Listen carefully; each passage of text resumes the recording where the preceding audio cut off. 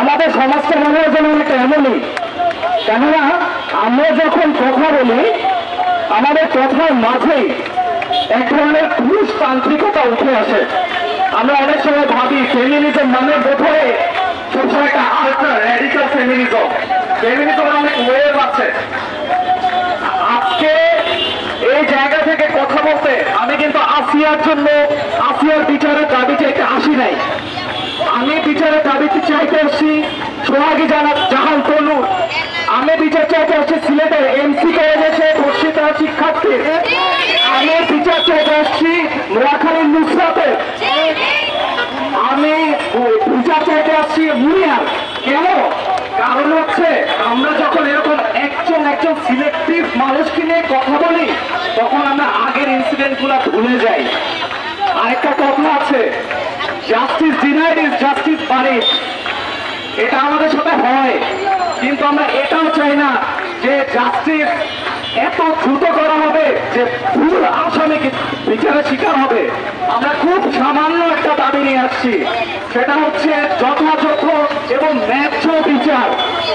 এই সামান্য দাবিটা জানানোর জন্য আজকে প্রত্যেকটা শিক্ষা প্রতিষ্ঠানে শিক্ষার্থীরা যেখানে তাদের আজকে ক্লাসরুমে থাকার কথা সেখানে আজকে উত্তপ্ত দুপুরে আপনাদের সামনে হাজির হচ্ছে শুধু এই কাকুতি মিনতি জানানোর জন্য। এই সামান্য জিনিসটা আজকে স্বাধীনতার 49 বছর পরও আমাদের মুরব্বীরা আমাদেরকে দিতে সক্ষম হয় নাই। এই যে অধিকার, সামান্য একটু রাস্তা দিয়ে আপনি যদি একটা মেয়েকে জিজ্ঞেস করেন তার জীবনে সবচেয়ে বড় স্বপ্ন কি, সে বলবে না আমি অনেক বড় বাড়ি গাড়ি চাই। সে বলবে আমি রাত 10টায় আমার এলাকাতে একটু হেঁটে দেখতে চাই রাতের ঢাকাটা কেমন, রাতের সিলেটটা কেমন, রাতের চট্টগ্রামটা কেমন, রাতের রংপুরটা কেমন।